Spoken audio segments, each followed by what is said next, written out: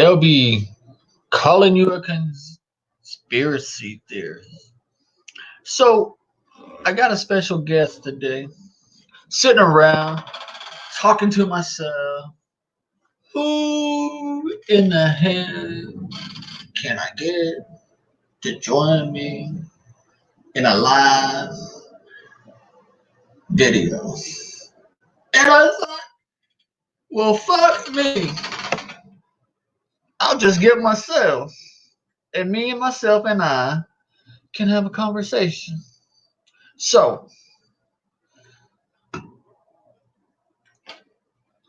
welcome my alter ego, Zelner the Awakening. Hey, how you doing beyond every road? So, we're just going to talk to ourselves, okay?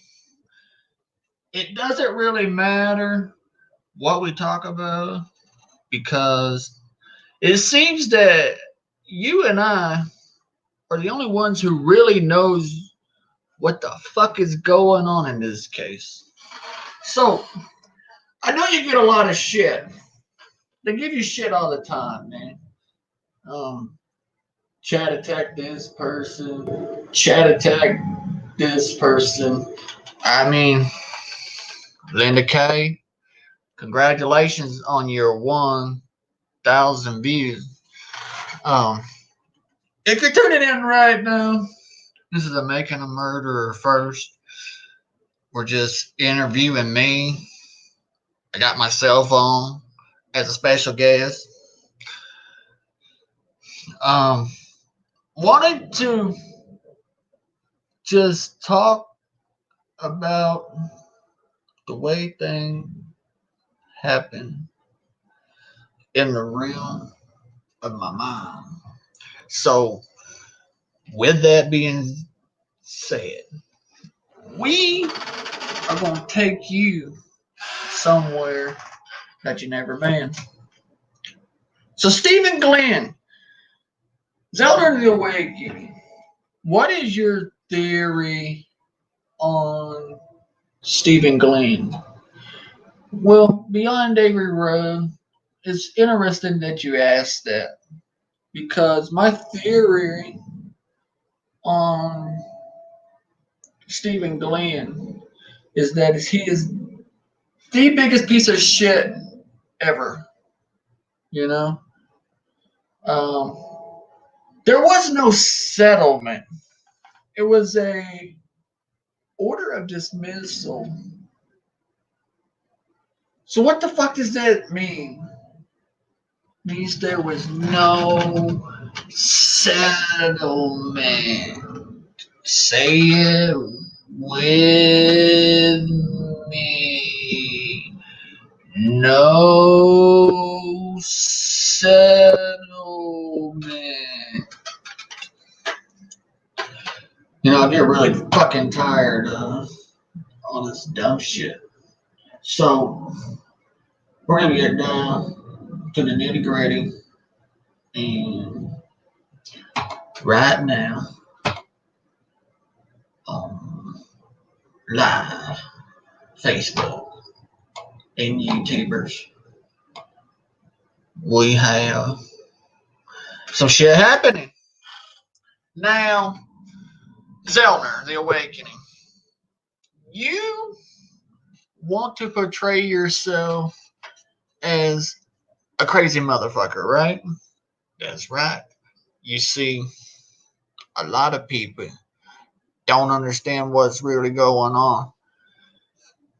Well, could you tell us what's really going on? I mean, we really honestly need to know. I think it's crucial for everybody. It is. It's really crucial for everyone. You had a time for Stephen Avery and the biggest political movement of Wisconsin. Okay. And he's got this $36 million civil suit going on. And it's going good. It's going well. It's in his favor. And then all of a sudden, Peg Lautenschlager she creates this commission, okay, and she seats Steve and Glynn. Now, I don't know about you, but some things are really crazy here. Gonna interrupt you for just a second.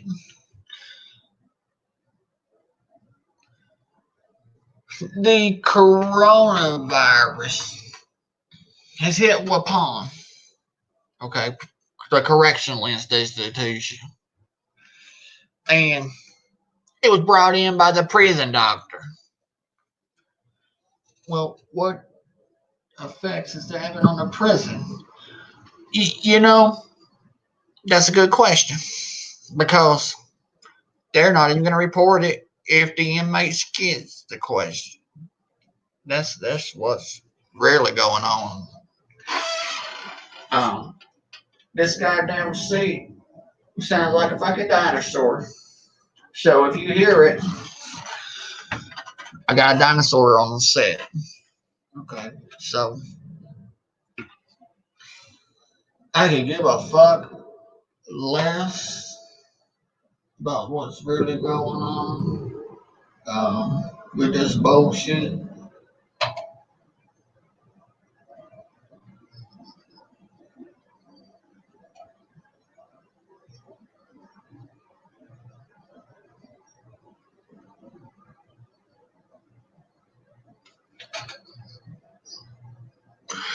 Okay, so I'm here with my alter ego. I don't think it really matters which one of us you hear or don't hear, as long as you see us.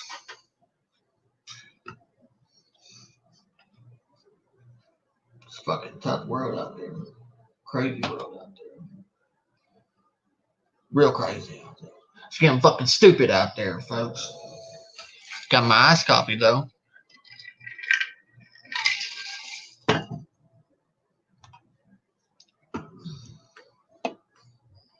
I'm here to scramble your fucking brain this morning. It doesn't fucking matter how bad it scrambles. If it scrambles, then it scrambles. So that's what we're trying to do. That's what we're accomplishing.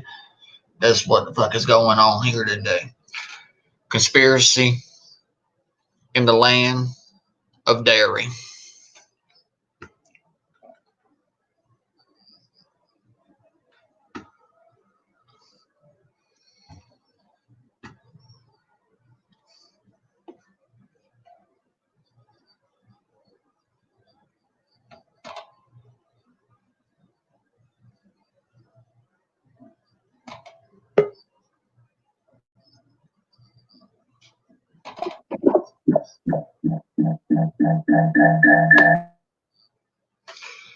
Where the fuck did you come? I've lost count. I can't keep up with my alter egos. What the fuck? Okay, so 3 of us. Where did you come? I'm having some fucking technical difficulties, but that's all right. That's all right. So, in the world of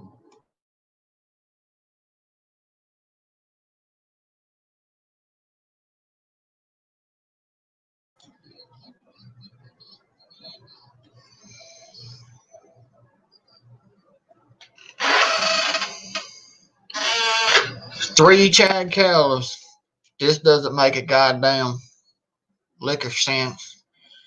We need some liquor, some absolute vodka, some strong ass motherfucking whiskey, or lots of whiskey.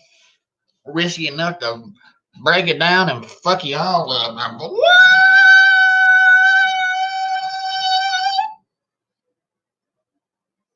Was that an opera note? I think it was. Somebody put some good shit in my coffee. Starbucks, fuck you.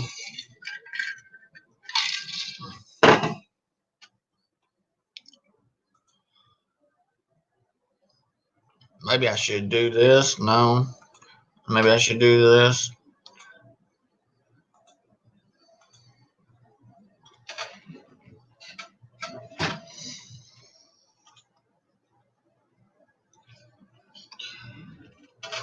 So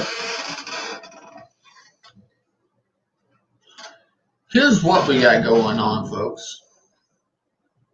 Here's what we seriously got going on. Stephen Glynn, okay? What the fuck is he doing? Stephen Avery's getting fucking railroad. I mean, if there was ever a railroad, it happened in June of 2005. Now, what I want to make certain that you get is that what's going on in June of 2005, Peg Lautenschlager takes this commission, okay, and she spearheads it. She takes it and she says, fuck y'all. It's my baby. Okay.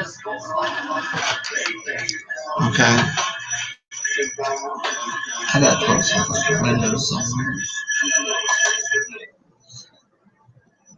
Apparently I lost somebody. Which doesn't fucking matter at the moment.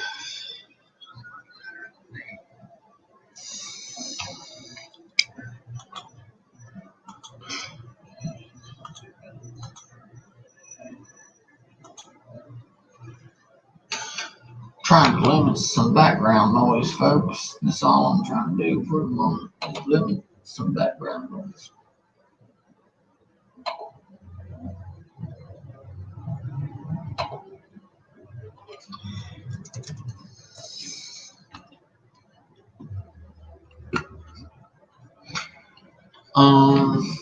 So yeah.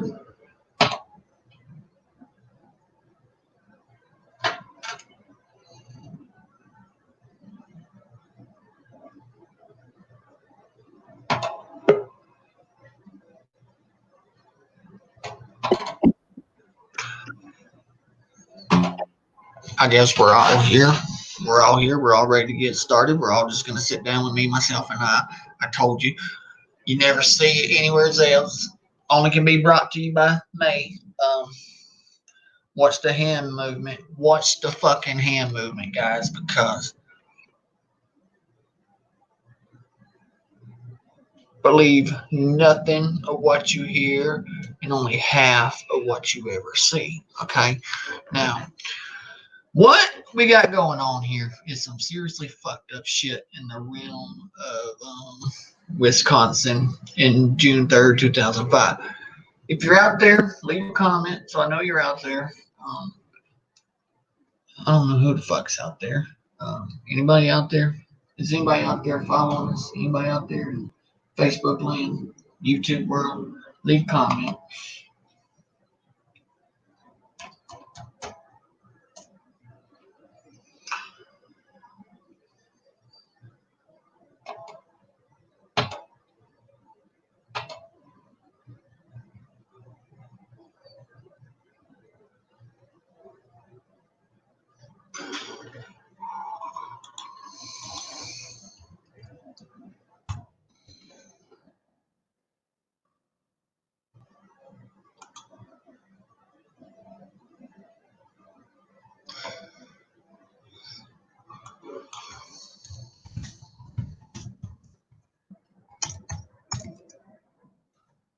I mean, I don't know what the fuck's happening, guys.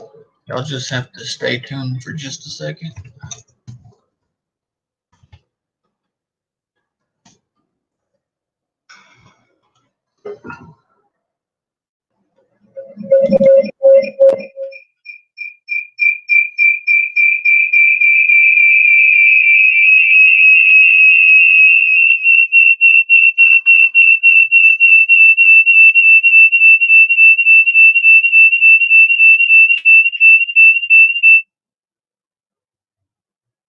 So, what the hell is really going on?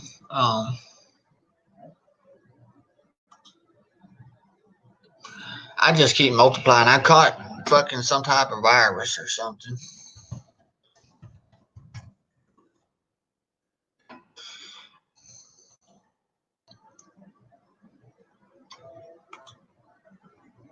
And it's all right. I mean, we'll make it through.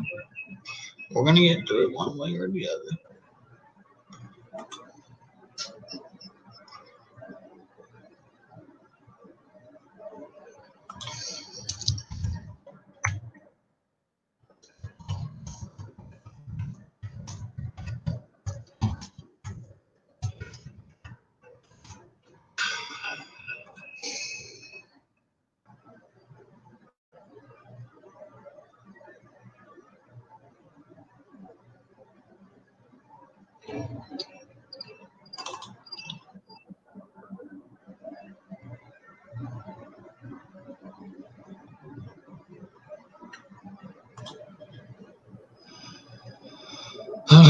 So we just keep fucking multiplying.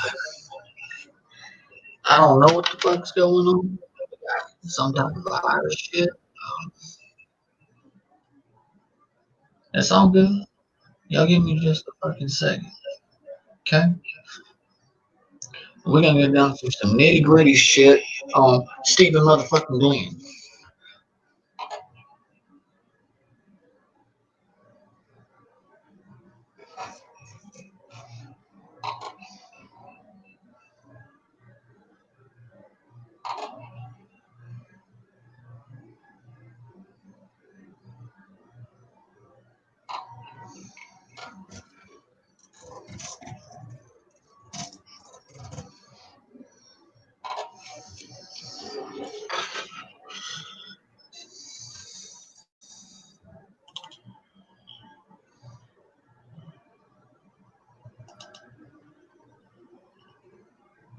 Okay, now that we've got Chad Keller's agent among us, we can actually begin.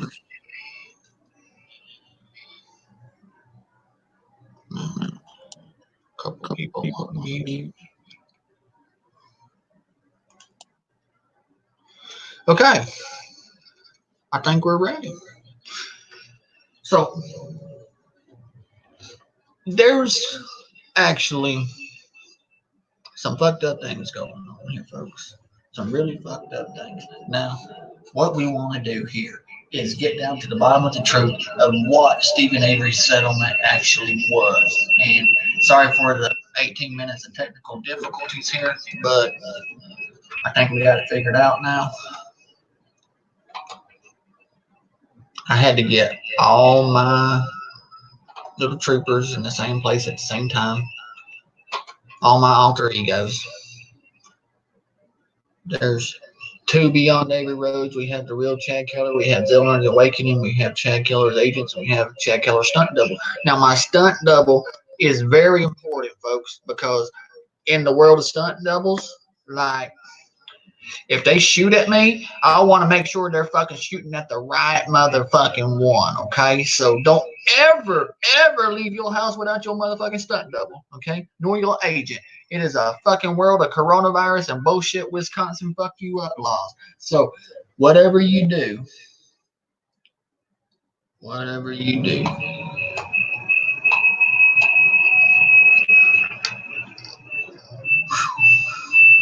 just make sure you always bring a stunt double with you. That's all I can tell you. That's all the fuck I can tell you.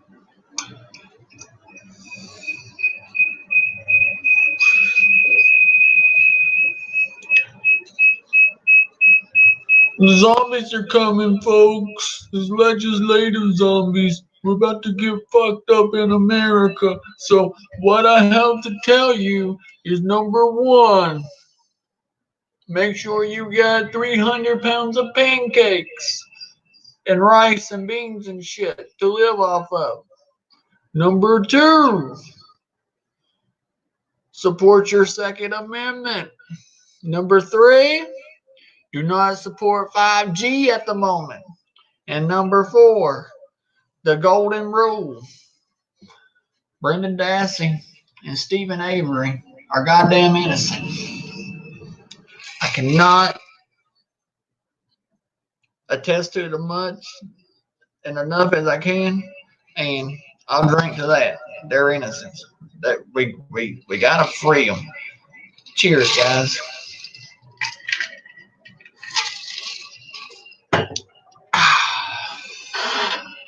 So what's really going on in America? We have some fucked up shit, okay? Some really fucked up shit.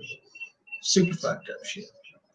I don't know how you want to call it, what you want to call it, what you don't want to call it. All I know is that when you're superseded into a fucking conspiracy on this magnitude, there's some fucked up shit going on.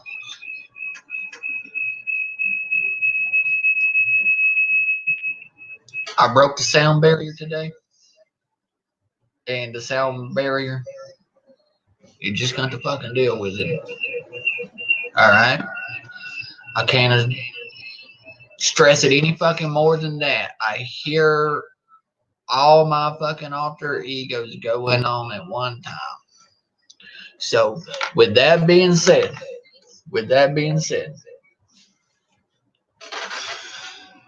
5G network coronavirus, this shit ain't killing none of us. What's killing us is the fucking politics. What's taking free men and taking away their lives is the fucking politics. Okay? Now,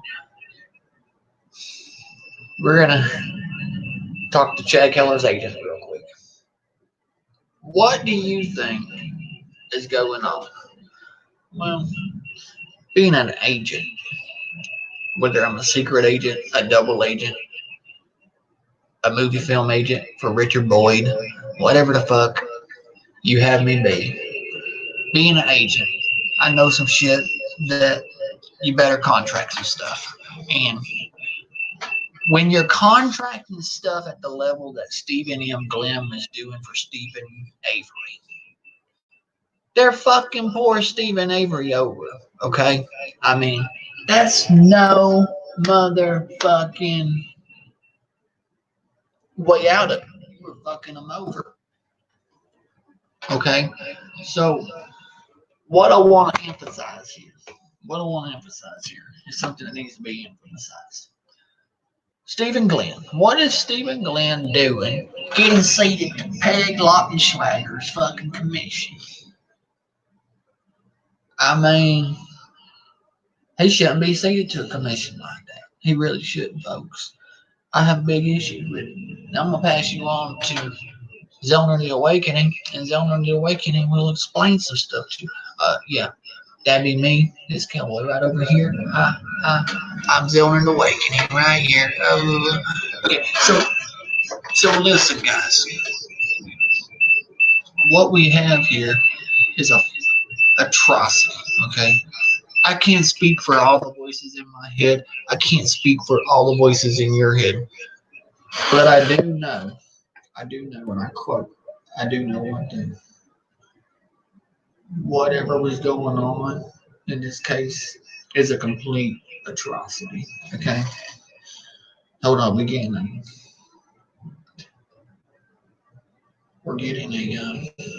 message from the underground here. Give me just a second. This is for the underground.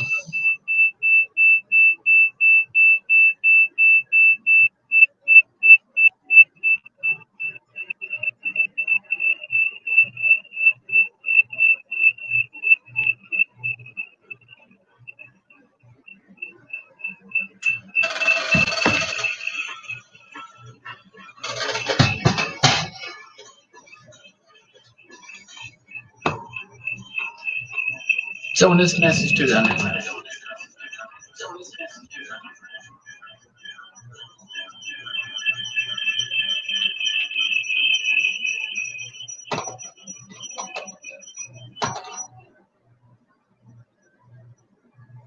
it's serious in the event that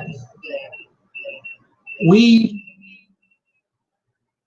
as multiple personalities living in Mr. Chad Keller's head, we still have to remember where we're at in 2020 with this civil suit back on 2005 was going on. Okay, so I just want to make certain that all of you know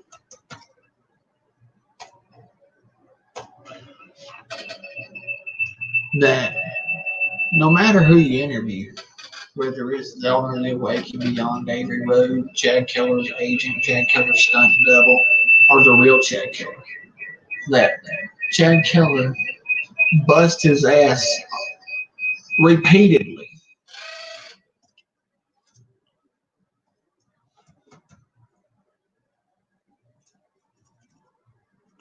Okay, he bust his ass pretty good to bring you the facts of the case. Now let's get down to Steve Glynn. Okay, you can listen to Chad Keller, you cannot listen to Chad Keller. I don't think it really fucking matters at this point. The point of the matter is,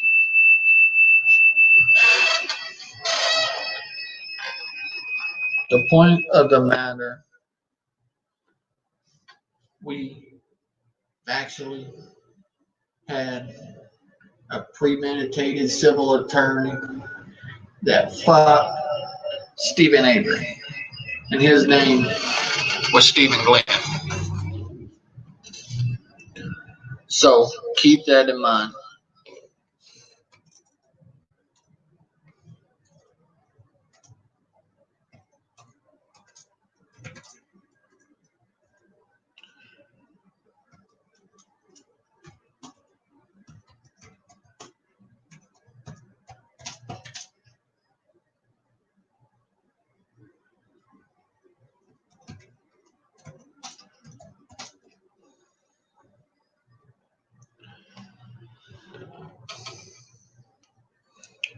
So today I'm talking to a couple of people that know the truth.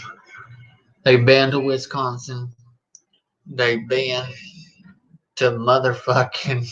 They've been to motherfucking Wisconsin. They interviewed the Avery Task Force members, and they interviewed the Criminal Justice Study Commission seated members. Okay, so what Chad Keller brings to the table, and what Juan Tescrew brought to the table for the past 4 goddamn years, nobody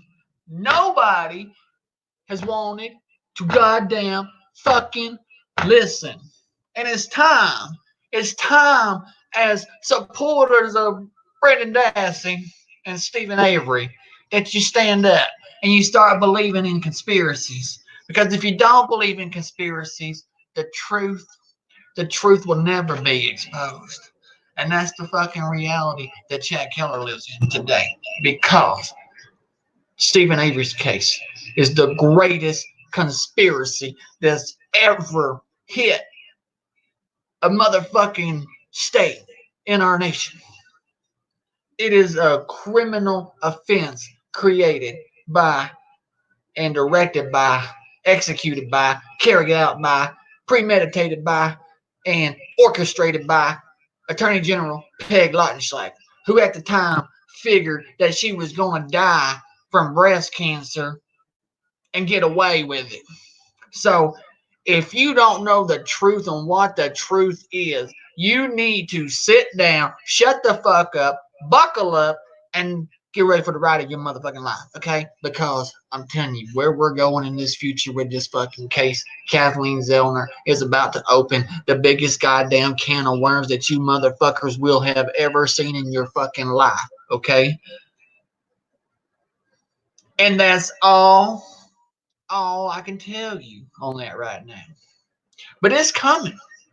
Go back to In Touch magazine. Stephen Avery. Boy, he slammed Jerry Buting. He slammed Dean Strain. But guess what happened? Y'all motherfuckers were so enthroned and enthroned in bullshit with the goddamn drama at Lynn Hartman going on that y'all missed it. Y'all completely fucking missed it.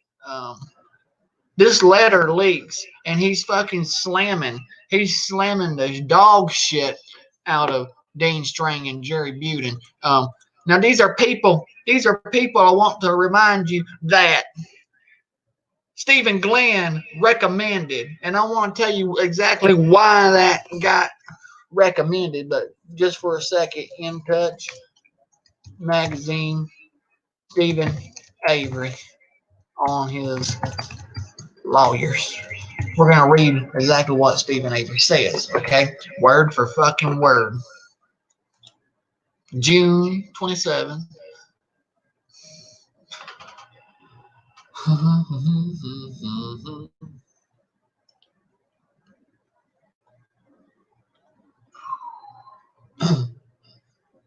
July 18th, 2016. Okay? This is what you're gonna have to see for just a second, okay? I don't know how else to tell you this, but all I know is that you definitely need to fucking listen. July 27th, 2016. This was a gift to me for my birthday, too. My birthday falls on July 28th, folks. Okay, I started exposing Jerry Buting and Dean Strain as early as fucking February 2016. So when Making a Murderer star Stephen Avery slams his lawyers, shares new evidence that can prove his innocence. Okay, but let's just get to the lawyer slamming. Page 3, written on 7/18/2016. Dean and Jerry didn't do no investigation on this case. If they did, I would not be in prison. They would have the suspect that they did their job. Why they're not doing their fucking job is because they're purposely appointed by Stephen M. Glynn to not do their fucking job. Okay? So, number 11, Dean and Jerry, all they were doing is predict the state and their law firm. And I think he meant to say protect there. Okay, so he's protecting the state and their law firm. Number 12, lawyers should be responsible for their wrongdoing. Oh, hell yeah, they should be fucking responsible for their wrongdoing. If you want to know someone that should be fucking responsible, you should be looking at Stephen M. Glynn, the motherfucker who fucking recommended Jerry Buting and Dean Strain. Okay? Article number 13 on page 3 of Stephen's letter. Lawyers should lose their license when they don't investigate the case to prove their client and they're violating the ethics. The state should take their license for good. Should Jerry Buting and should Dean Strain have a fucking license right now? Hell fucking no. Okay? I say hell to the fucking no. All of my personalities, if you agree, say I. Okay. We fucking know the damn truth now. Okay? We know the fucking truth. We know what the fuck's going on here. Dean and Jerry didn't do nothing when the state investigators threatened some of my people to say what they want to say, or if they did, they would put them in jail. Okay? So, why do y'all motherfucking people support Jerry Buting and Dean Strain?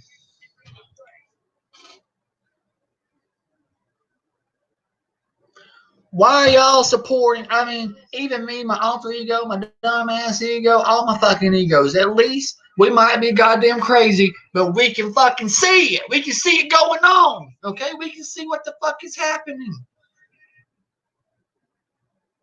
However, there was a million of you that dropped the ball and didn't get it.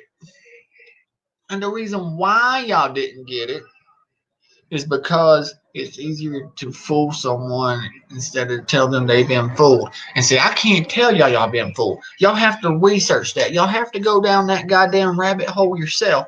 Does the rabbit hole exist? You goddamn right it exists. And Wisconsin went through that rabbit hole on Stephen Avery with no KY jelly, and he ringed him a good one.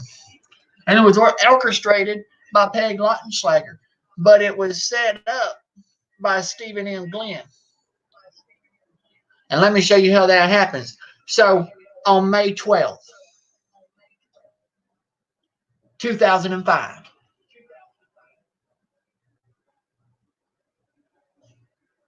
Walt Kelly and Stephen Glynn are interviewing, interrogating, deposing Thomas J. Fallon, the Assistant Attorney General, and motherfucking Unit Manager for the Attorney General, Stephen Tinker. Okay? Now, they've been looking for exculpatory evidence in their civil suit to prove that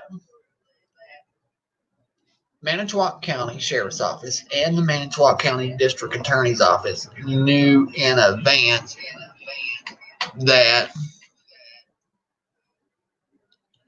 Gregor Allen was seen as a suspect and didn't matter. Vogel wanted Stephen Avery's head on a platter. He wanted them convicted, okay?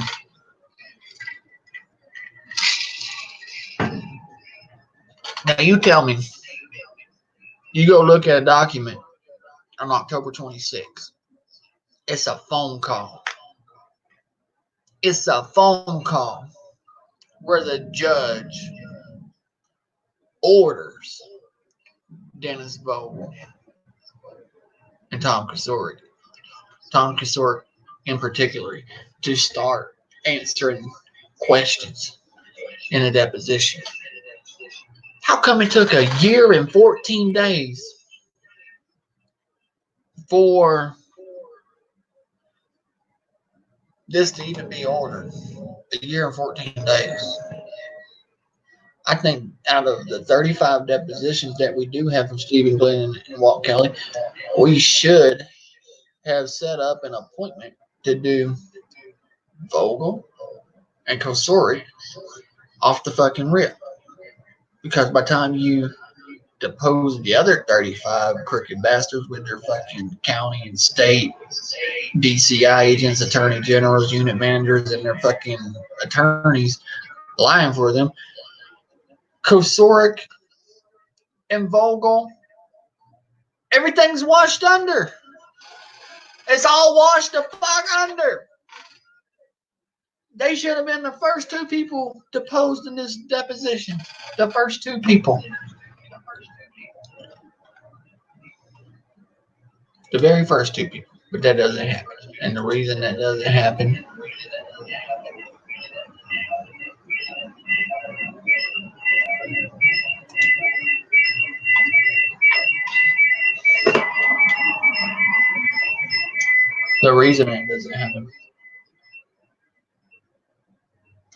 is because they were warned to do everything at their peril.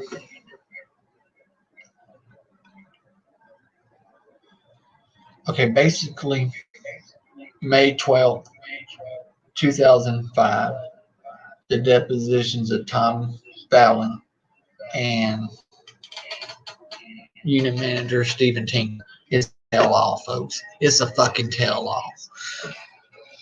We have caught the attorney generals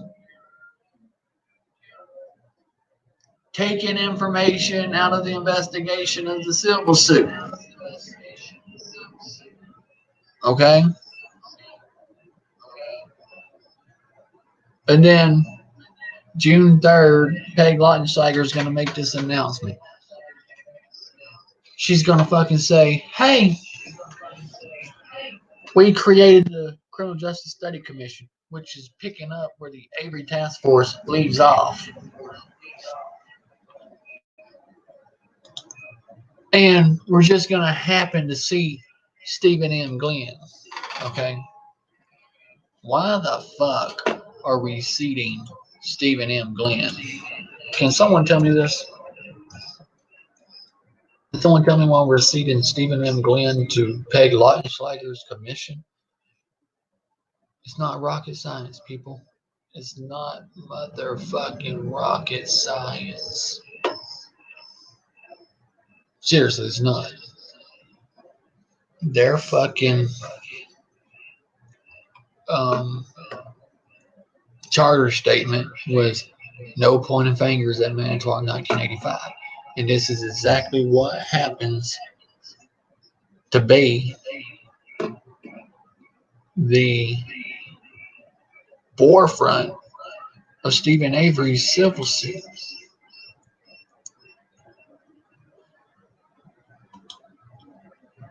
They're suing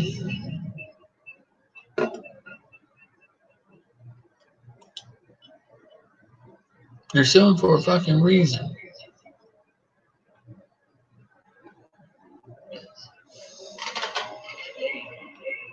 They're suing for a reason.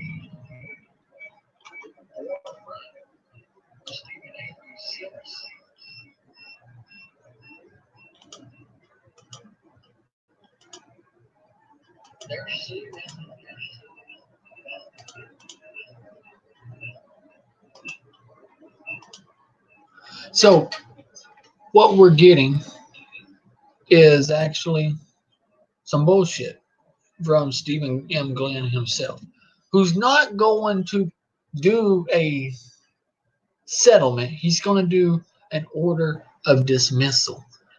So what the fuck does an order of dismissal mean? Well, guess what, folks? You think you know somebody. Okay, you think that everything's going good. You think that everything is going fucking amazing. You think that it's all fucking just beautiful for Stephen Avery. Wrong. Stephen M. Glynn is approached by Peg Lautenschlager, and he's given the option to settle this fucking case. He's given the option to have it settled. Okay, we're going to settle this case, Stephen Glynn. We're going to settle it. We are going to settle this case. And that's what's happening. They're going to settle it. Why are they going to settle it? They have no choice but to settle it.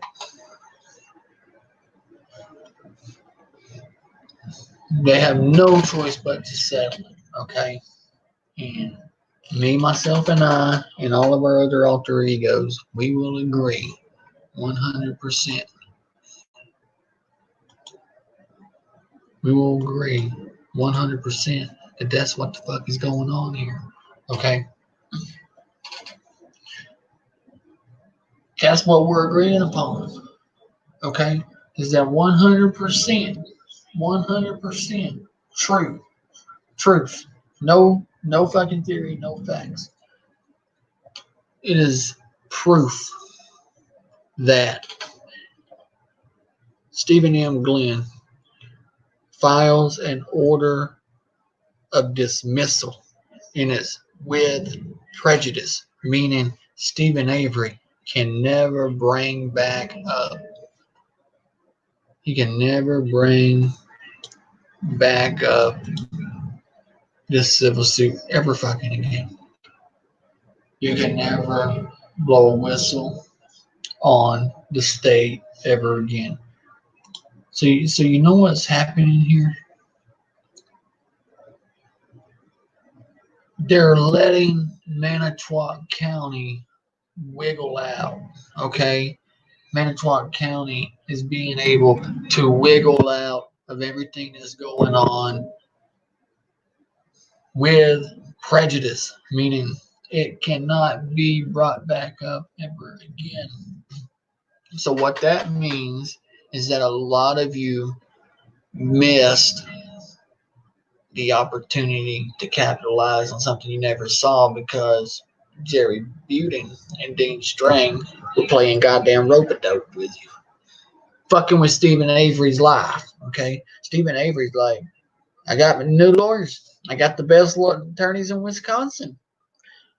No, you got fucked, Stephen. And Stephen will tell you he got fucked, okay? Stephen Avery got fucked, okay?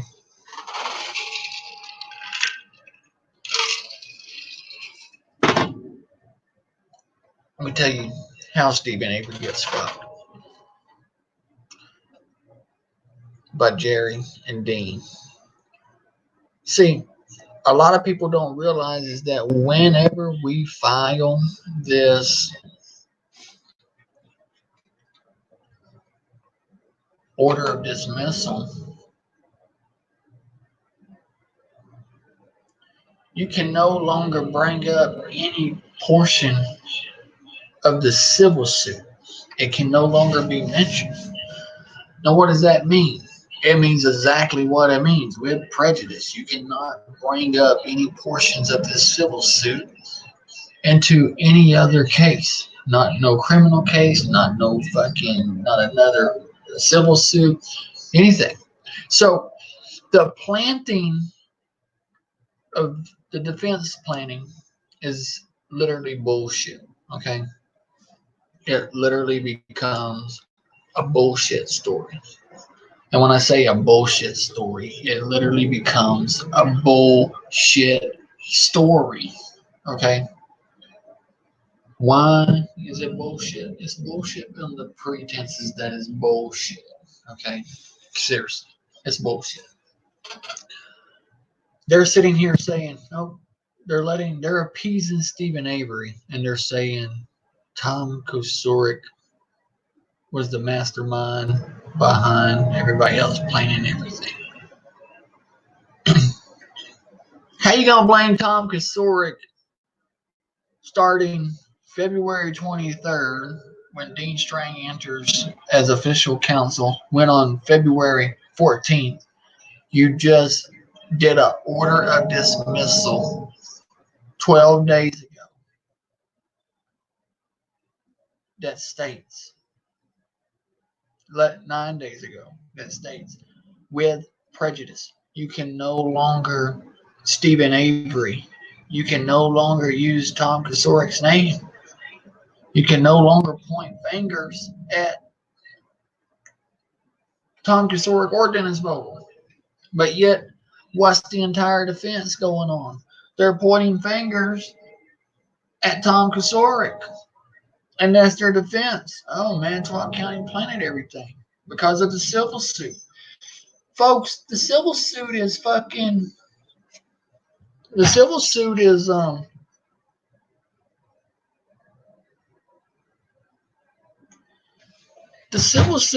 settled.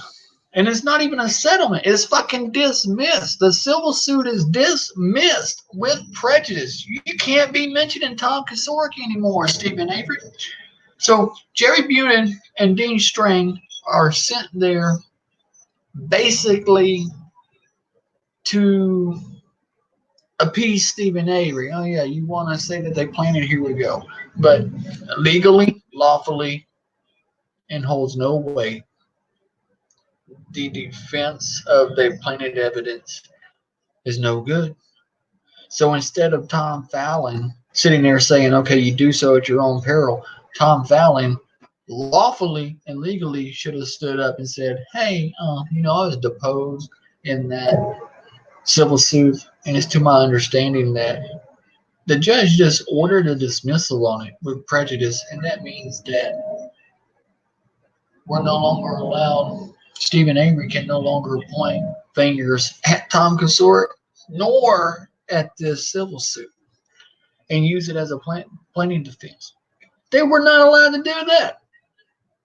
And people, y'all miss it. Kathleen Zellner missed it. How the fuck does an attorney miss it? How did Stephen Avery's own attorney miss it? It's because they created Brady violations that throw you off track on purpose. It's because they want to make it look like, oh, Stephen Avery got the best of the best. No, Stephen Avery didn't get the best of the best. If Stephen Avery got the best of the best, Dean Strang and Jerry Butin would have said, hey, Stephen Drizzen, we just got you out to the Criminal Justice Study Commission on February 23rd, the same day that Dean Strang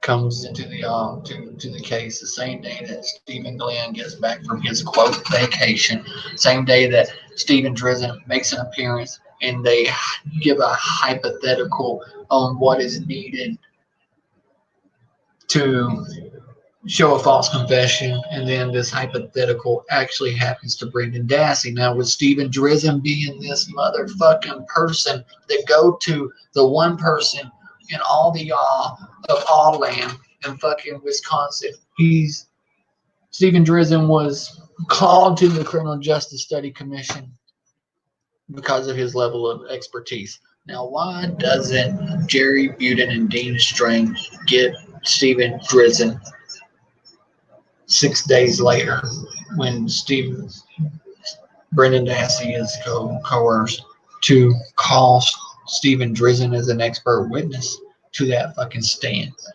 Why doesn't that happen? Because it would have only freed Stephen Avery. That's why it happens. You have a political legislative shamble scam going on here. And Stephen M. Glynn was at the epic forcenter. He's at the epicenter. He's at the forefront of it. He's not settling out Stephen Avery a civil suit in his best interest. He is fucking playing Stephen Avery, and he's about to order a dismissal. Okay?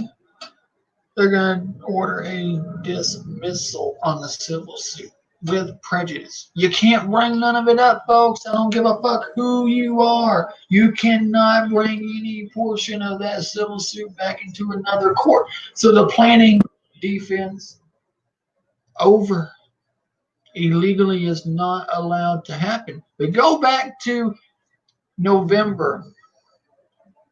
Stephen Avery's talking to Stephen Glynn. He says, "Oh, the attorneys are awesome. Think the theory of planning is awesome. Okay, we don't have a settlement right then, but we do have evidence of the defense likes the planting." Stephen Glynn was looking for attorneys at this. Was he talking about fucking Eric Warren? Was he already talking to Dean Strang at that point? You ain't gonna fucking tell me that Dean Strang being a part of his office at that time, they were not sitting there talking about what the fuck is going on here, okay?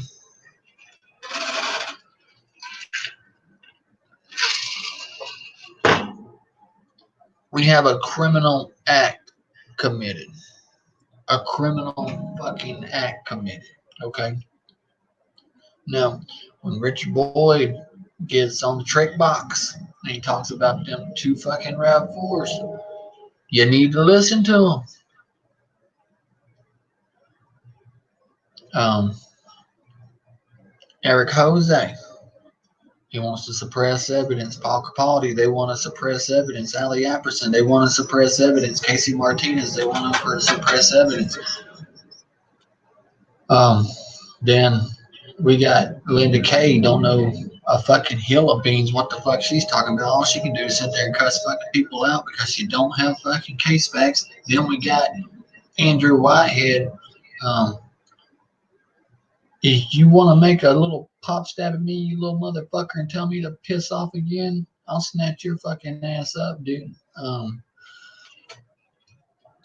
Cowboy up, motherfucker. You don't know what the fuck is going on in this case. Get the fuck off of YouTube. Get the fuck off of YouTube. Okay? Quit with your little dramatic fucking bullshit. Get the fuck off of YouTube.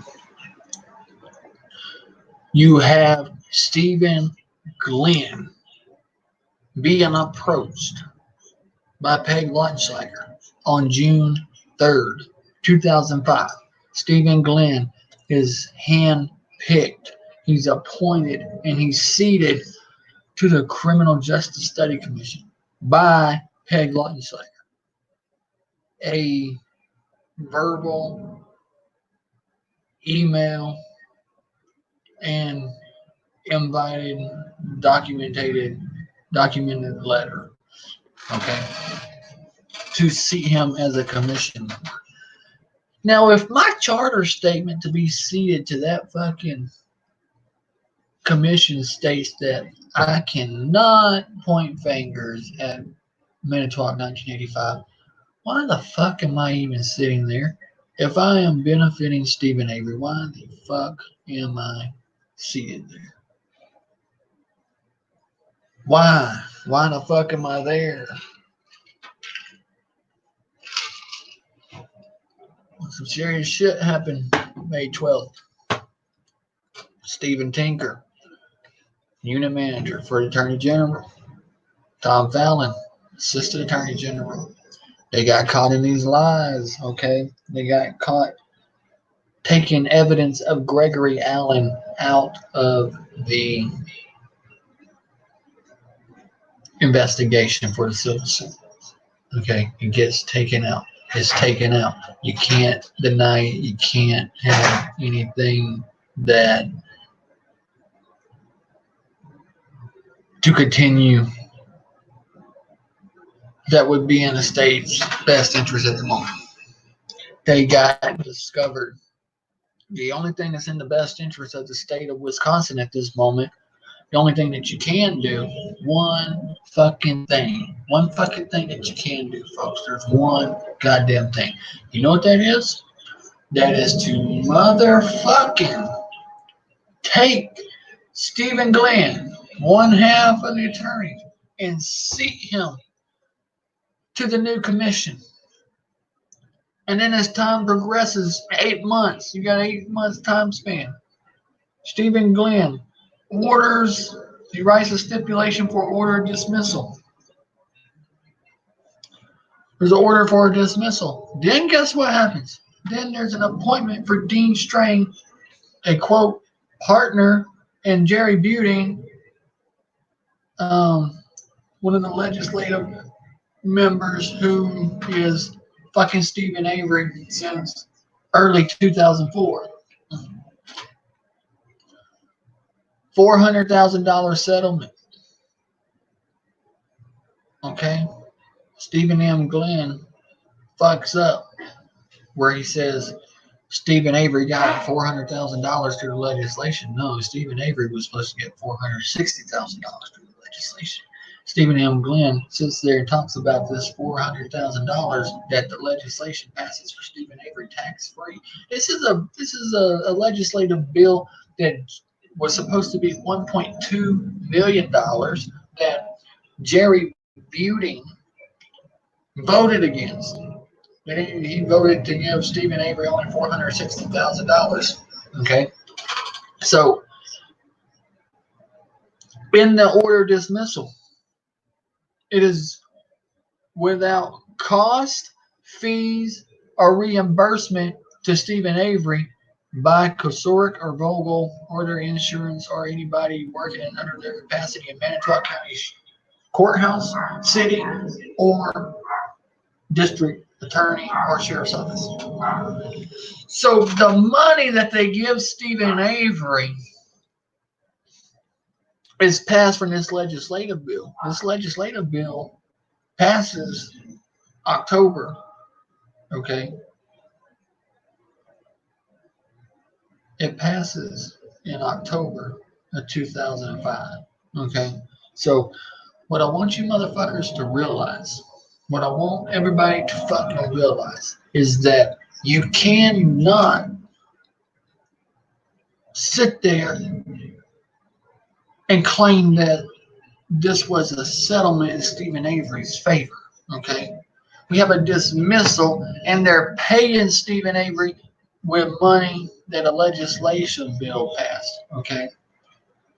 They passed a legislative bill that says tax-free. Oh, yours, Stephen. Well, then they draw this dismissal order, and all of a sudden they got to find out where to get that money because Dennis Vogel's insurance company ain't paying for it. Kosorg's insurance company ain't paying for it. Manitowoc County Sheriff's Office ain't paying for it. Fucking nobody's paying for it. The legislation is about to pay for it. Tax-paying dollars is about to pay for this. Okay, but they give Stephen the stipulation: oh, you can only have your rightfully earned money if you settle out. See, Mark Gundrum, when that bill passes, the legislative bill, the petition that Stephen Avery filed passes, which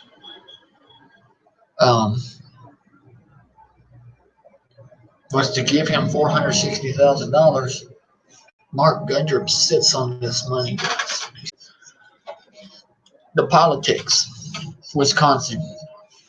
Once a bill and a vote passes through legislation for allocated money for a certain thing, you can't spend it nowhere else. You can't give it nowhere else. You cannot fucking take that money and you cannot use it for any other thing. Mark Gundrum sat on it. And why he sat on it is because the bill passed about the same time before Teresa disappears, and we already got a civil suit going on. And so Mark Gundrum was going to sit on that until the civil suit settled out. So whoever's having all these discussions in Wisconsin is saying, okay, well, let's give them the $460,000 and get them settled. Stephen M. Glynn was a part of that order of dismissal and discussion. It wasn't a settlement. It wasn't a settlement. It was a dismissal. Stephen Avery's civil suit was completely dismissed with prejudice, without cost, fees, or reimbursement to Stephen Avery from Vogel or Kosorg. You tell me if they're not being held responsible for any portion of Manitowoc County 1985, the attempted murder and sexual assault of Puny Berenson, how the fuck that's a settlement? If they don't have to pay a dime to Stephen Avery and they get off the hook without admission of guilt of any wrongdoing to Stephen Avery, you tell me how that is a settlement. It's not a settlement. It is a dismissal, folks. It was fucking dismissed, okay?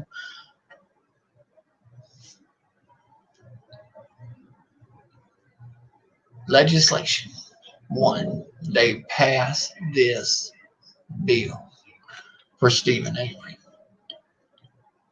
for him to get $460,000. You cannot take those funds and give them away to anybody else. That's where Stephen Avery gets this money from. Now, Stephen M. Glynn is sitting there on the phone with Stephen Avery. He goes, I don't know how we're going to get the money. I don't know if it's going to come from Vogel's insurance. I don't know if it's going to come from Kosorg's insurance. He didn't know where the funds were coming from, he says. Bullshit. He knows that the legislation passed a bill in Stephen Avery's name. So you tell me how the fuck a $400,000 legislation bill just disappears without a record, without receipts of where it went to. There's a federal law, folks. Any money passed through legislation for any state's legislation, you have to keep track and receipts of where the money went to. So we have $460,000 that was rightfully Stephen Avery's, okay? Rightfully his. Where the fuck does it go? Where does it go? It gets washed into Walter Kelly's trust fund, okay? $60,000, that gets divvied off the top somewhere for someone to keep their mouth shut. Then all of a sudden we got $400,000. And that $400,000 already split. It's already going 140,000 to Dean or to Walt Kelly and Stephen Glynn, and then 160,000. 160,000 goes to Walt Kelly and Stephen Glynn. 160. 160. Okay. $240,000. Walter F. Fuck off Kelly takes it and wires it to Dean Strang's trust fund. And this was a partner who, this was a person for 3 months. On February 14th, when this order dismissal settles, doesn't settle when it's dismissed, with prejudice, 3 months ago, it's a proven fact that Dean Strang was a partner of Stephen M. Glynn. Okay? So, flash forward 3 months. It'd be a little different if they were like partners 3 years ago, 4 years ago, 5 years ago, a year and a half ago. But no, they were just partner 3 fucking months ago, folks. 3, 1, 2, 3. 3 months ago. They were just partners 3 months ago. So what happens? What fucking happens? What happens to Stephen Avery? Well, Stephen M. Glynn can only trust somebody that was in his firm to know what the fuck's going on. And Dean Strang is, hey, he's told, we got to get you out of the law firm. And we got to go set you across the street from Fallon and Peg Schlager's office. So you can still work with Fallon. But we got to get you out of my law firm, Dean Strang. We got to get you out of the Stephen Glynn law firm so we can go and hire you when I recommend Stephen Avery to hire you. I don't want you a part of my law firm anymore. T1 says you can lead a horse to water, but you can't make him drink. But you can salt his cats.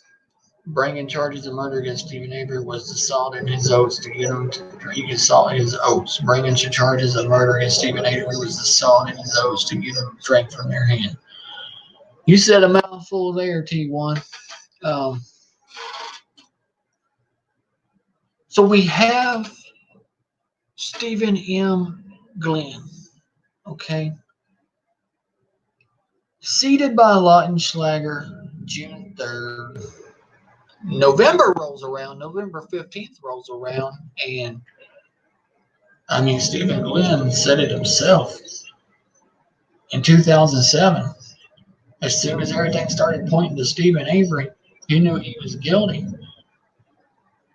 On November 15th, Stephen Glynn and Jerry Buden. November 15th, 2005. Stephen Glynn and Jerry Buden vote in the Criminal Justice Study Commission to change the name of the Avery bill, because to carry in Stephen Avery's name would be disrespectful. It would be disrespectful to the Hallback family. Now, ain't that some bullshit? 3 months later, Jerry Buden is defending Avery, and Dean Strang is defending Avery, and they're going on a planning defense. They're going on this planning defense, okay? And come February 14th, when the order of dismissal, the civil suit, when it's dismissed, it's with prejudice. So Stephen Avery can never bring up Tom Kasork or Dennis Vogel's name ever fucking again and point fingers at him. But yet all of a sudden the planning defense becomes, oh, Tom Kasork was in charge of this. Does that make sense to anybody? That when you have a dismissal with prejudice that you're not allowed to bring this back up in any other court. Period. How do they get away with it? How do they get away with appeasing Stephen Avery? Well, Fallon sits there and says you do so at your own peril. Again, folks, Fallon should have said, hey, I was deposed in this civil suit, and it never settled. It was ordered a dismissal, and it was dismissed where Stephen Avery can never, ever bring up anything again. Ever, ever bring up anything ever again. Do you know what that means? It means that Jerry Butin and Dean Strang were stringing Stephen Avery along for the entire pretrial and trial. They were fucking Stephen Avery. They were there to make sure that Stephen Avery got convicted. Gentleman's agreement. Dean Strang and Jerry Butin had a gentleman's agreement with Tom Fallon to fuck Stephen Avery over. Okay? When you get Peg Lautenschlager inviting Stephen M. Glynn to her commission, says it all right there. Says it all, every bit of it. June 3rd, 2005. His premeditated frame job began June 3rd, 2005. This is the ultimate fuckery date.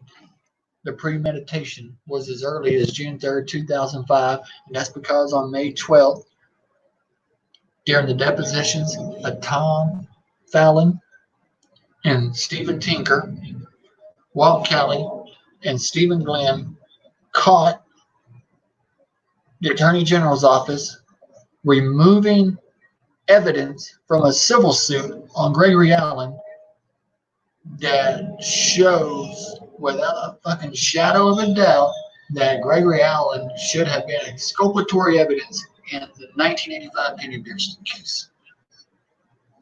And if you don't believe that for 1 second, get the fuck off my channel, because you're never going to do anything good for Stephen Avery.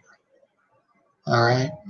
You're never going to help this man get out of prison unless people start being held responsible for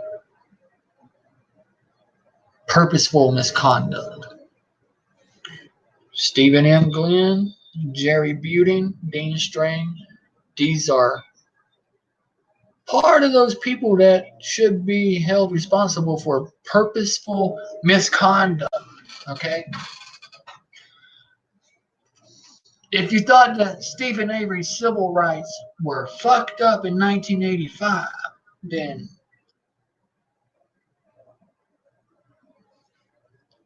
(2005) comes along.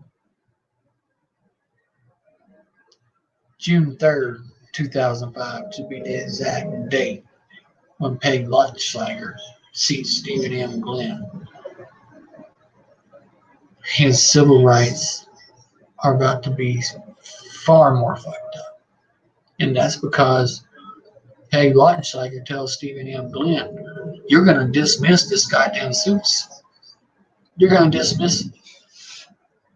Folks, what you have to do in order to win a civil suit, you have to show preponderance of evidence or clear and convincing evidence, which boils down to 51% that this could have happened.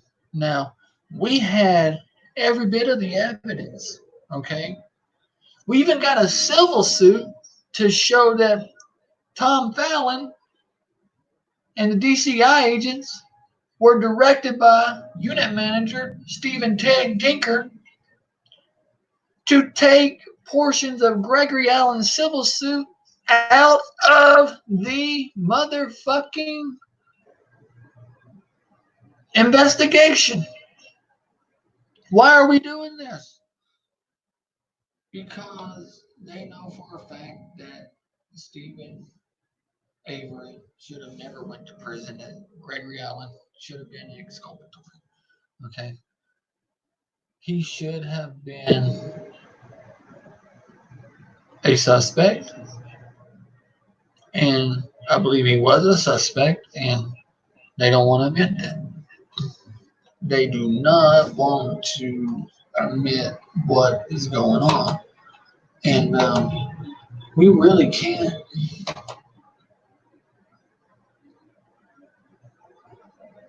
We really can't do anything.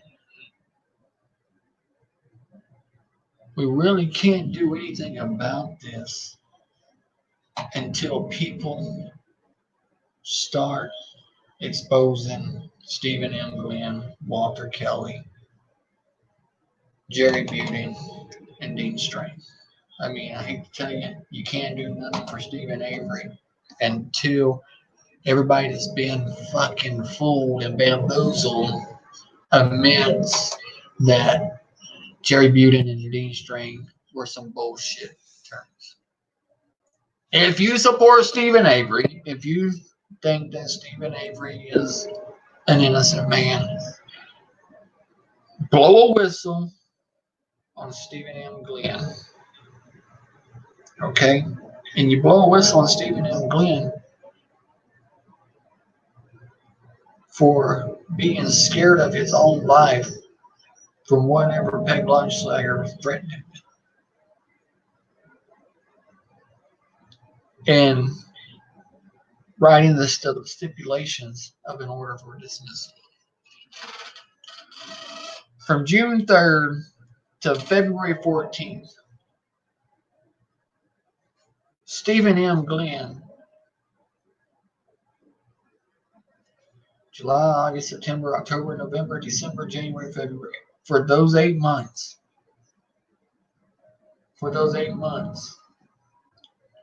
he went from protecting Stephen Avery's rights to fucking Stephen Avery's rights over far greater on February 14th, 2006, far more than anything Manitowoc County 1985 ever did. And then he goes and recommends Dean Strain, a partner in his own firm, for Stephen to hire as defense counsel so the rug sweep can continue. And they do a bullshit planning defense.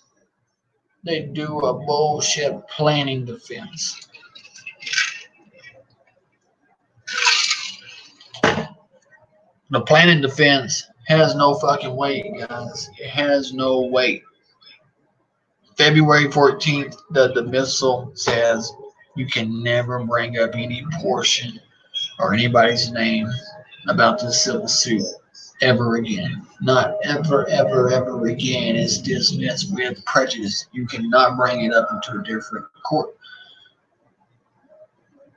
They ran with the planning defense to appease Stephen Avery, even though it has absolutely no legal or lawful weight behind it. I want y'all to let that sink in. February 14th, 2006, a judge dismisses Stephen Avery's civil case. Dismisses it. It doesn't settle. It gets dismissed on the premise that it can never be brought back up ever again in any courthouse. Kosarik and Vogel are off the hook. So someone please tell me 9 days later on February 23rd, 2006, when Dean Strain becomes defense counsel, how the hell planning is the defense in Stephen Avery's Teresa Hollack case. It cannot exist. It cannot exist. Stephen Avery was fucked. 100,000 plus Making a Murderer watchers and active supporters were fooled into thinking that Stephen Avery got the best attorneys in Wisconsin. No, Stephen Avery got hand-picked, hand-selected, hand-appointed attorneys to help fuck him over in a conviction. That's what Stephen Avery got. And until you can sit here and admit it, and you can believe it, and you can say,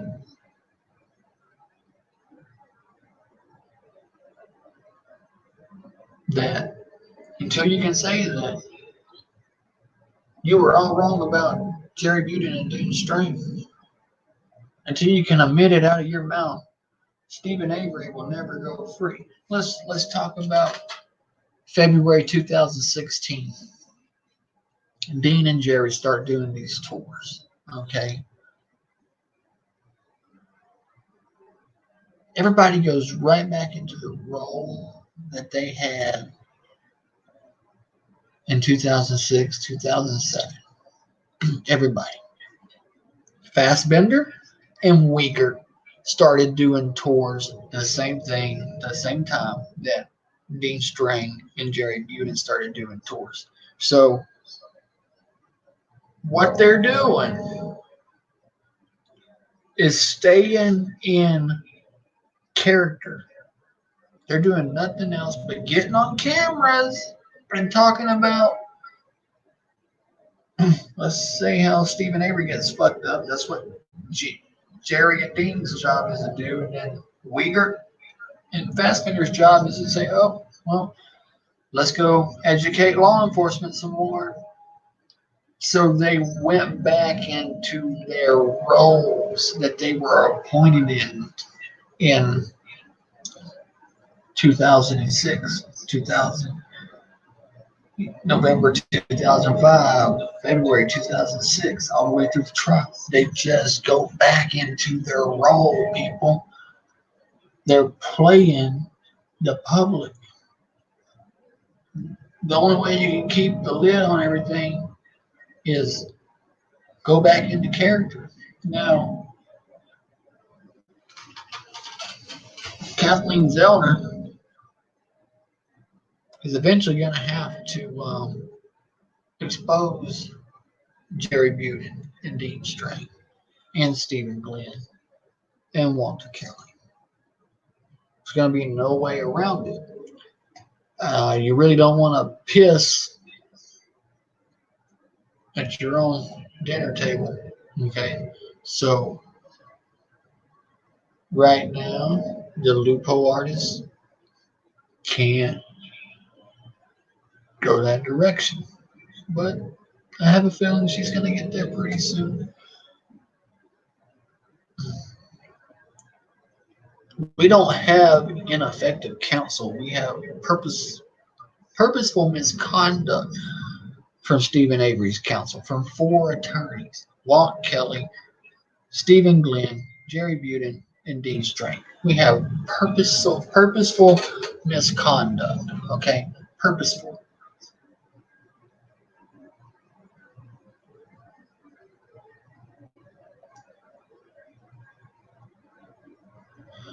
Purposeful misconduct.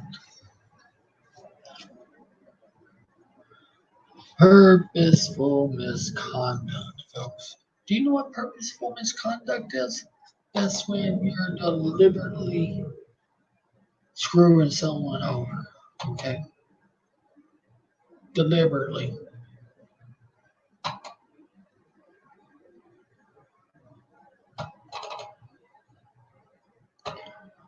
I can't stress it enough. I don't know how to stress it enough. Okay? The only thing I can tell you is that when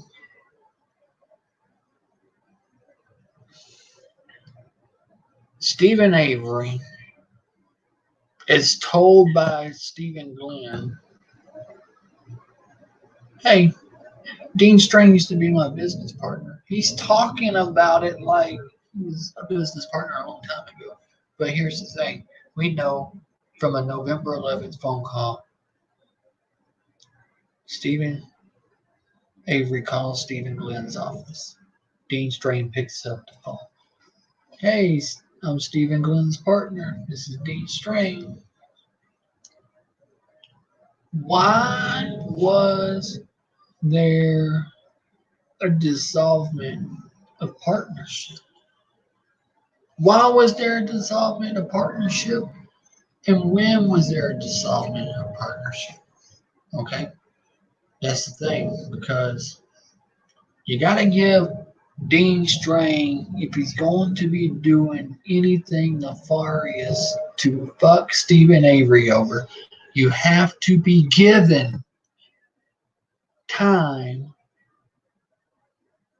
Dean Strain has to have time to write a letter to Glynn's office and says, hey, I want to pull out. And he's a shareholder. Dean Strain was a shareholder in Glynn's office. Okay, he had stocks and bonds, and he was a shareholder in that law firm. So somewhere he pulls out and goes to the office that just happens to be available right across the street from Peg Leichenschlager and Fallon's office. But you got to be reestablished into that law firm, okay? And you got to let that transition happen so Stephen Glynn can say, hey, Stephen Avery, I'm going to recommend you to Dean Strain. Why is there a dissolvement of partnership? November 11th, 2005, only 2 days after Stephen Avery is arrested for possession of firearms, Dean Strain is answering the phone, people. He's answering the phone.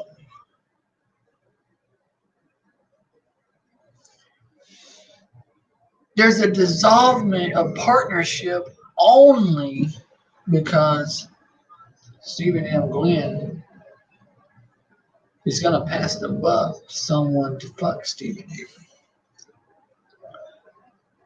So somebody got paid something somewhere. And it's Stephen Glynn, Walter Kelly, Jerry Butte, and Dean Strain. These are the only 4 people I know for a fact that benefited off of Stephen's legislation bill. There wasn't a settlement because it was washed. And for number one, we didn't have a settlement. We had an order for dismissal. The civil suit was dismissed with prejudice, never to be brought up again.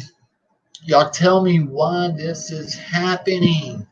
Y'all tell me why y'all think that Jerry Butte and Dean Strain were ever looking out for the best interest of Stephen Avery.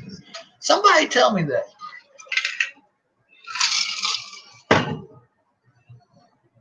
I want you to get your best YouTuber, your best blogger, your best Facebook group person that you know that avidly supports Jerry Butte and Dean Strain. And I want them right here so I can ask them questions. And I want to show every one of you how fooled every supporter, 95% of these people are out there. Okay? You know what? I also want Dean Strain.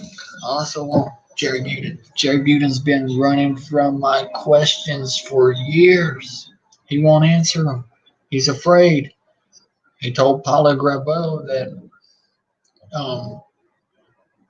Chad Keller, when he wrote his book, he wanted to sue me, but he couldn't because I was smart enough and brilliant enough to ask things in question form. Now, you know what that means for you, Jerry Butte? It means that now you just call me a misogynist, fantastic conspiracist on Twitter, but you're still running from answering any question in my book. If you were a stand-up guy, you don't make a comment like, Reddit has already debunked Chad Keller. Reddit ain't debunked shit. Reddit, TikTok, Manitowoc, you sorry piece of shit. Oh, I'm gonna say your name one day. I'm gonna say your name one day, okay? Just so somebody will probably assassinate you and knock you the fuck off, okay? But TikTok, Manitowoc, aka Hoes Gotta Eat, aka beep, beep, beep. I don't want to say his fucking name so bad. Kicked me out of Reddit. Not for anything I did nefarious, but because I have brought it to the attention of the group that Jerry Buden and Dean Strang were attorneys that fucked Stephen Avery. Oh, that goes against our Reddit guidelines. You are not able to be in our group no more because any attack on Jerry and Dean are uncalled. It wasn't an attack, it was a question. I asked what the hell they were doing. What is your motive? What is your motive?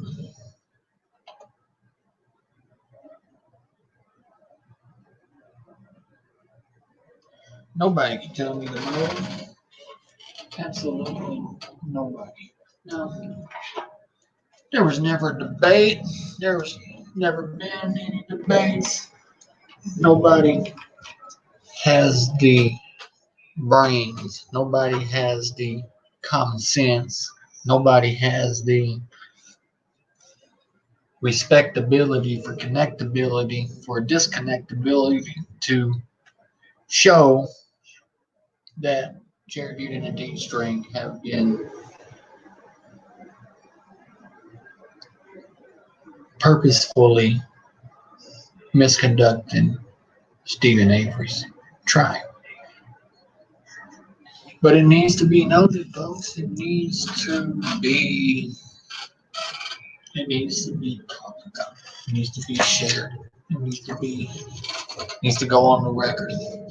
So bring me your best debaters. Bring me anybody who can shut me up about Jerry Buden, Dean String, Walter Kelly, Stephen M. Glynn, Peg Slacker. These are 5 people that hold a license bar number in the state of Wisconsin that have purposely fucked Stephen Avery out of every civil liberty he has ever had. And then they want to deflect and say, oh, Manitowoc County, 1985, done something horrible to Stephen. No. That case is dismissed with prejudice. It was ordered by a judge to be dismissed. How you going to sit there and bring this shit up?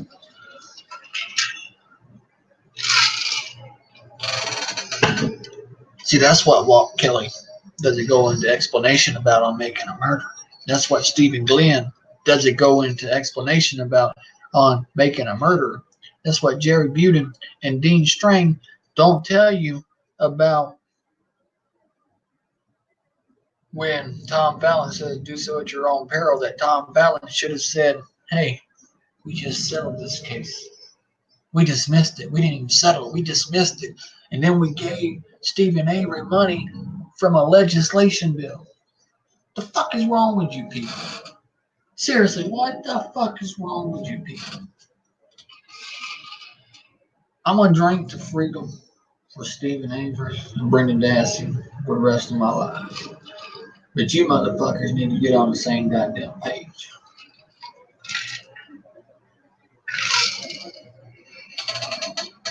If Stephen Avery and Brendan Dassey are to ever go free, if they are ever to walk free, 2 things have got to happen. 2 things, okay? And those 2 things, blow a whistle on his 4 attorneys and make them responsible for answering questions. You want to talk about depositions? Those 4 people need to pose. Okay? I don't know how we have a year and 14 days that elapsed on October 26, 2005, 5 days before Teresa Hallback is murdered, allegedly. But yet we don't have a deposition of Kosurik, and we don't have a deposition for Dennis Vogel. And it's been a year and 14 days since October 12th, 2004, that Stephen Avery's civil suit was filed. We're 14 days over a year, and we don't have a deposition for Kosurik and Vogel. But on October 26th, we have the judge demanding. We have them demanding Tom Kosurik to answer questions on the phone. And then we get this bullshit subtitle in Making a Murder that, Kosurik is supposed to be interviewed or deposed and Vogel on November 15th. November 15th comes around. You know what happens November 15th? All of a sudden, we aren't doing depositions on Kosurik and Vogel, but what we're doing is Stephen Glynn is changing the name of the Avery bill. He's voting to change the name of the Avery bill, along with Jerry Butin. That's what happens November 15th. The Avery bill's name is changed to the Criminal Justice Reforms Package, and it stimulates from the Criminal Justice Study Commission package. And that's where Jerry Butin and Stephen Glynn and the rest of those members voted to change the name so it did not disrespect the Hallback family. So I want you to fucking let that sink in. If you're not letting this sink in, I want you to let it sink in.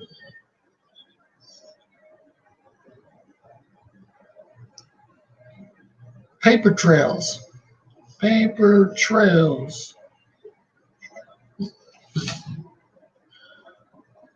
Somewhere an argument went down,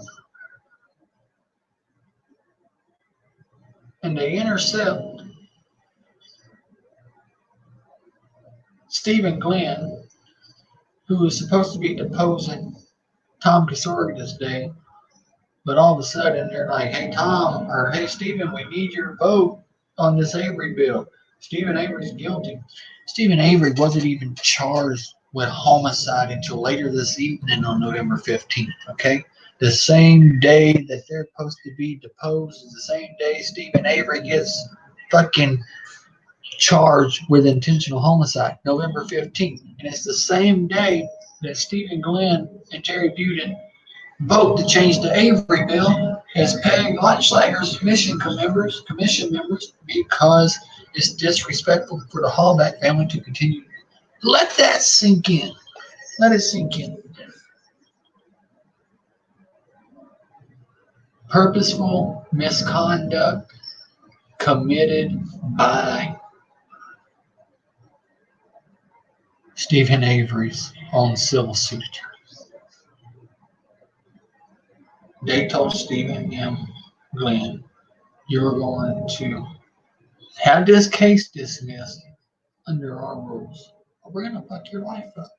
And Stephen M. Glynn played ball and then went and recommended Jerry Butin and Dean Strang, who were going to play ball.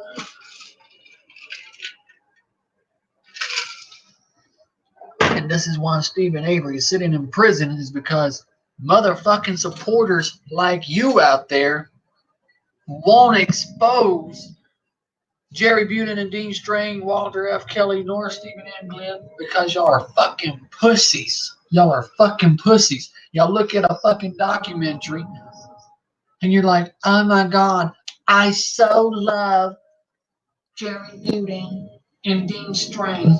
They are so fucking amazing." No. What's so fucking amazing is that you dumbasses goddamn motherfucking boozled that they were doing the best in Stephen Avery's interest. So Stephen Avery is sitting in a fucking prison cell, rotting the fuck away because y'all are dumb as goddamn dirt. You know, it's one thing to have 100,000 supporters for Stephen Avery, but when 100,000 supporters of Stephen Avery are unknowingly supporting the state of Wisconsin Department of Justice, it's still a fucking atrocity. It's still a fucking civil rights violation in Stephen Avery's life.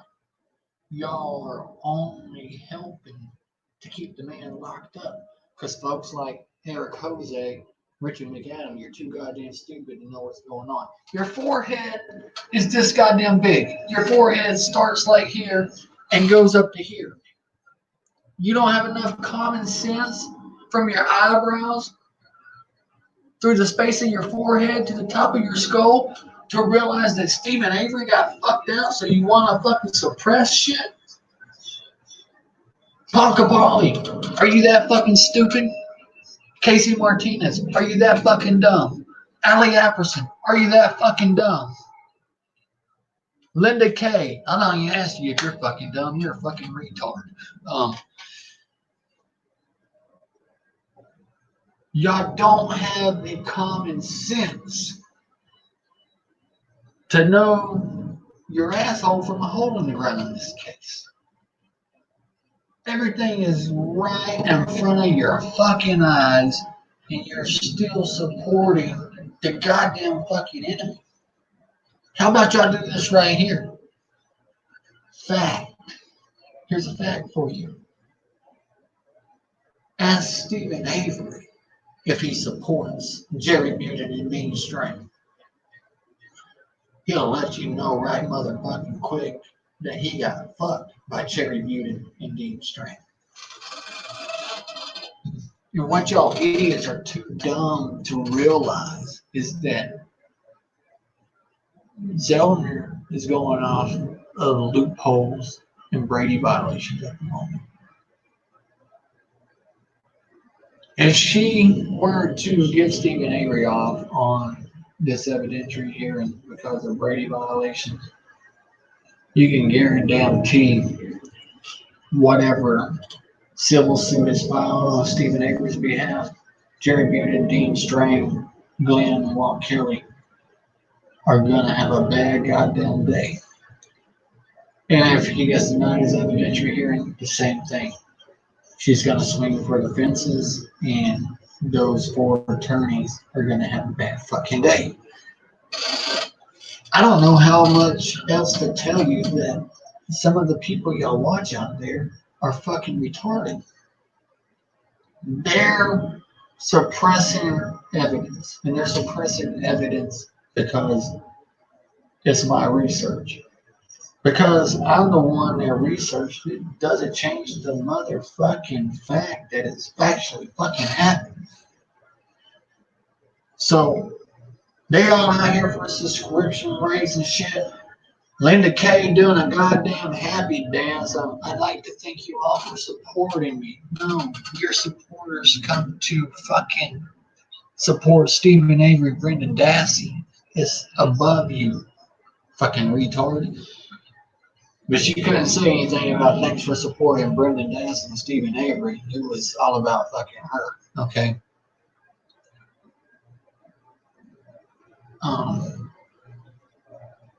What the fuck, man?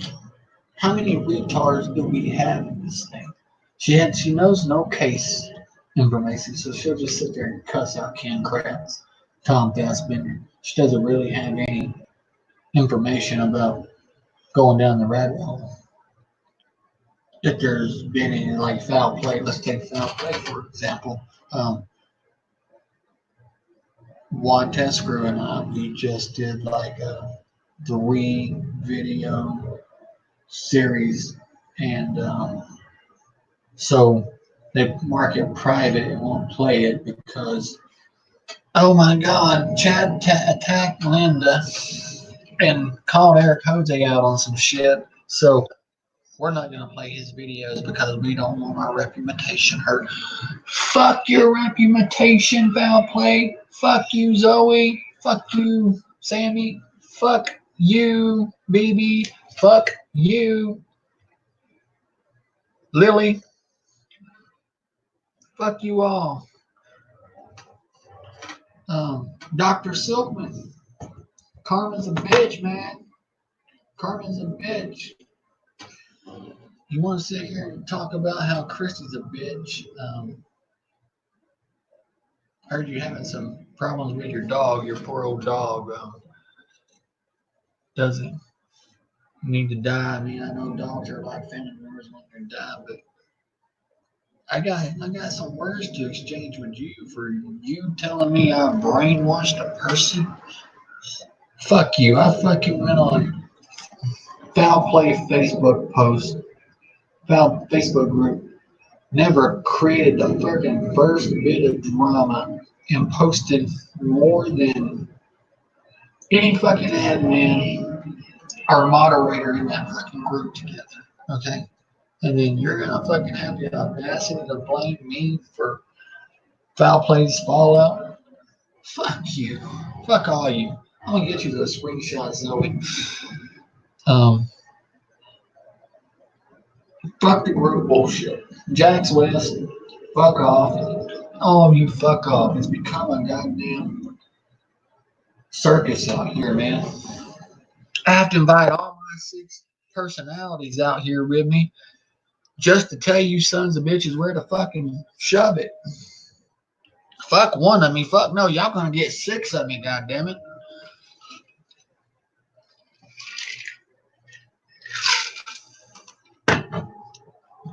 There's one thing that I can tell you ought to take to heart in this damn case, and that's your fucking stupidity and your fucking ignorance. And get the fuck over yourselves, alright? I'm still here, motherfuckers. I'm still motherfucking here. I'm still breathing. I still got information on this case that none of y'all fucking get. Factual evidence that none of y'all fucking get because y'all are too fucking stupid to realize what the fuck is happening. Okay? So, Conspiracy Cowboy. If you're riding with Stephen Avery and Brendan Dassey, buckle the fuck up. Because we're going down a fucking rabbit hole, folks. And whether Casey Martinez wants to admit it, Ali Apperson wants to admit it, Laura Keck wants to admit it, Richard Boyd wants to admit it, Andrew Whitehead wants to admit it, Richard McAdam wants to admit it, Paul Capaldi, fucking Robert Ducky, whoever wants to admit it or not want to admit it, Stephen Avery got fucked in his civil suit. It was an order of dismissal, and then he gets fucked in his defense attorney for the Hallback case. And it was fucking recommended by the same goddamn civil suit attorneys that fucked him for his order of dismissal and civil suit. No fucking settlement, folks. No settlement. So, if you want to go down a fucking rabbit hole and you want to free motherfucking Stephen Avery and Brendan Dassey, it's only a couple of options left, folks. One, get the fuck off of Avery Road. Everything's happened in the political realm. Stephen Drizzy, you piece of shit, I'm coming for you too, buddy. You ain't off the hook. You're fucking exhausting Brendan Dassey's appeals on purpose. You sorry piece of shit.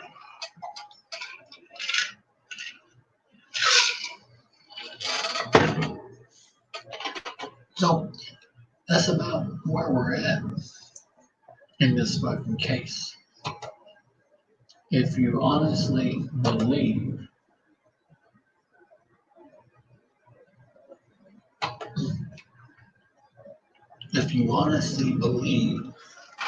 Stephen Avery and Brendan Dassey are innocent,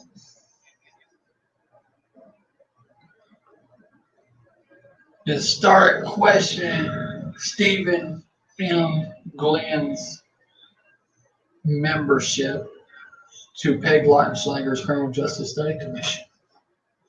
And that's where you go from. They were exposing Tinker and Fallon on May 12th. She creates the commission on June 3rd. Next thing we have is order of dismissal. Perfectly good civil suit. Preponderance of evidence and clear and convincing evidence. 51% that Manitowoc County should have known that Gregory Allen was a suspect, and they did, and that should have been used as exculpatory evidence. That's all you got to fucking show for Stephen Avery to win that case, and that could be showed. It could even be showed that Tinker and fucking Fallon were directing DCI agents to take that information out of the Department of Justice's interviews when they were investigating this case on Gregory Allen and Penny Bernstein and Stephen Avery. It's a fucking tragedy, and 100,000 of you are still contributing to that fucking tragedy. And it's time to stop. It's time to buckle the fuck up and go down the rabbit hole. Get the hopping, motherfuckers. What you waiting there for? Bring me anybody that wants to debate this shit all day long, and I'll make you look like a fucking idiot. You are fucking only protecting the enemy. Those who had no best interest in Stephen Avery. Those who helped coerce Brendan Dassey for collateral damage. And that was goddamn Stephen Drizzen being a part of it on February 23rd, 2006. 6 days before Brendan Dassey is even coerced. Folks, it happened. It fucking happened.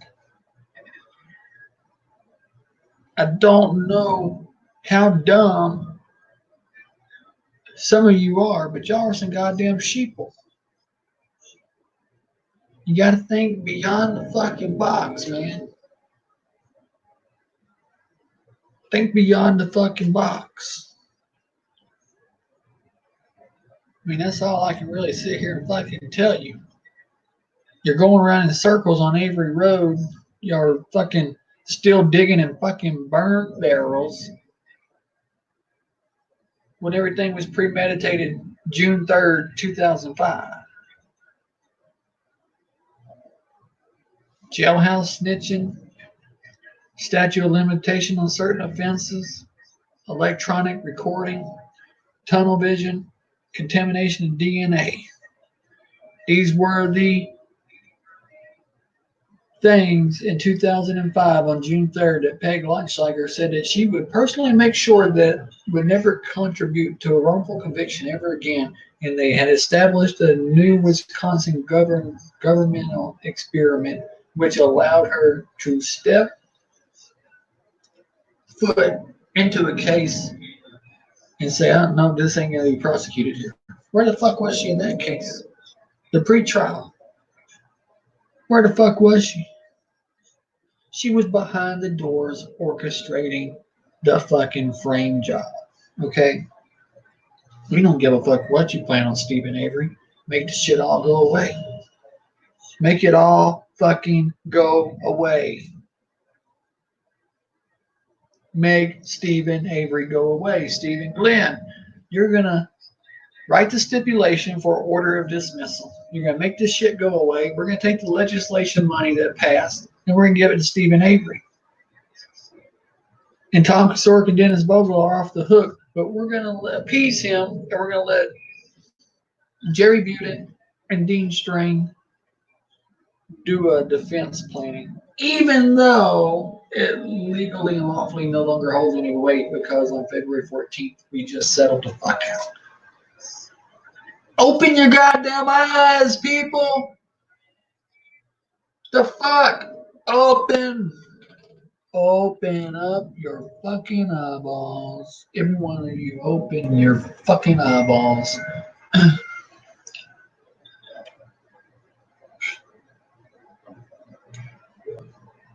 Okay, so I've been live for about 2 hours. I'm gonna shut it down from right here. But if y'all are in other groups, if y'all follow any of the people I mentioned in this video, line them up. I'll knock them back.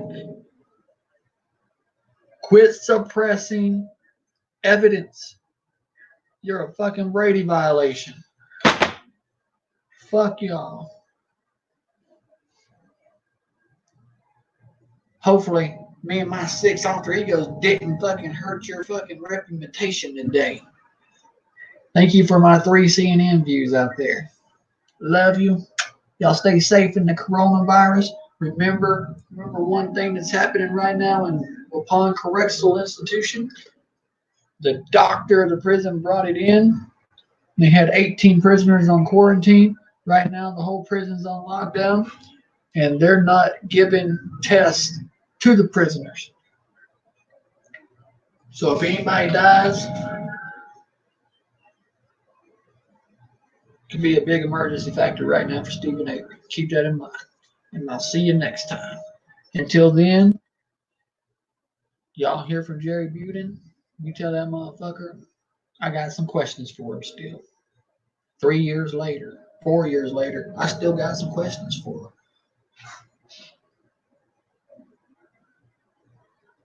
Peace.